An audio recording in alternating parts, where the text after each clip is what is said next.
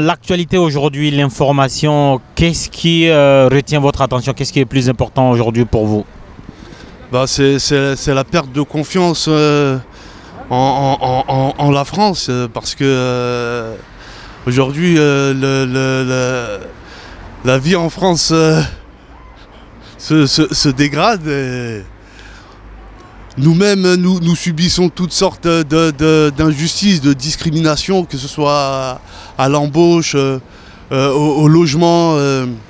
On subit également l'injustice, c'est-à-dire les comparutions immédiates. Alors que quand il s'agit de nous rendre justice, par exemple quand on a un accident, eh ben, ça peut traîner. Moi, dans mon cas en l'espèce, ça peut traîner plus de 25 ans. Sans aucune indemnisation. On subit aussi l'oppression, les violences policières. Moi, par exemple, j'ai été victime. On m'a privé de liberté durant 8 jours alors que j'ai vu aucun magistrat.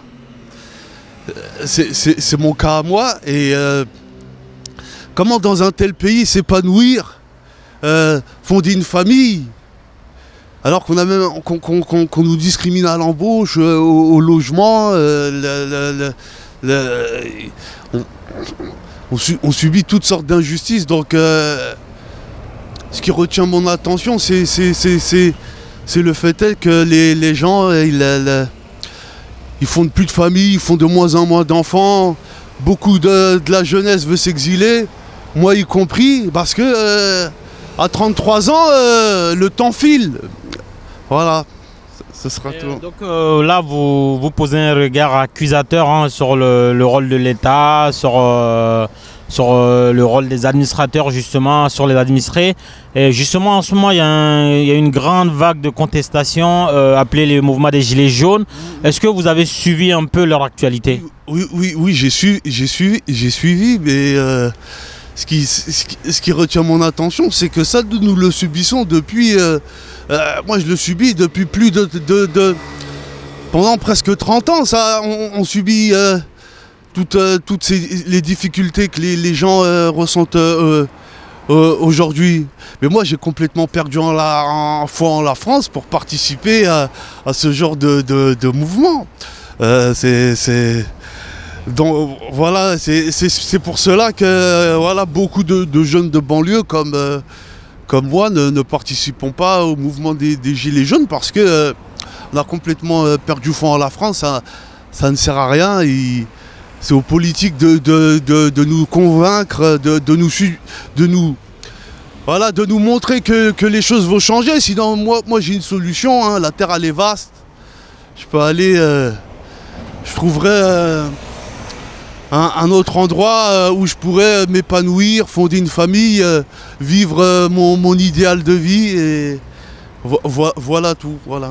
Donc si je comprends bien, vous êtes en train de nous dire que les Gilets jaunes sont en train de revendiquer des choses que vous vivez depuis 33 ans.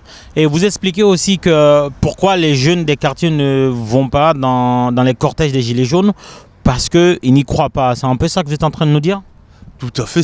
Les Gilets jaunes, c'est qu'une entreprise de plus. Et on le voit, ça fait que casser, ça fait que... Ils sont plus écoutés. Les politiques, ils ne cherchent qu'une chose, c'est les décrédibiliser. Et donc on voit au final, on a même vu des retraits de listes de Gilets jaunes. Finalement, on voit pas le bout. C'est toujours la même chose. Hein. C'est qu'un mouvement social de plus qui n'aboutira à rien, vraisemblablement. Et comment vous analysez alors le rôle des médias dans la gestion de, que ce soit les Gilets jaunes aujourd'hui, que ce soit tout ce que vous dénoncez comme discrimination que vous avez subi, comment vous analysez le rôle des médias par rapport à tout ça? Ils sont complices du pouvoir. Ils cherchent une chose, c'est qu'à enjoliver les choses. Moi, je compare les médias à une sorte parfois une sorte de conte, de berceuse, tout simplement. Ils mettent pas le doigt vraiment sur ce qui se passe. Ils sont complices du pouvoir. voilà, ils sont les premiers à inviter les politiques sur leur plateau pour qu'ils s'expliquent, pour qu'ils redonnent confiance aux gens. Mais bon, voilà tout. Dernière question, qu'est-ce que vous souhaitez à vous-même pour le futur et aussi à toute votre génération de trentenaires? Moi,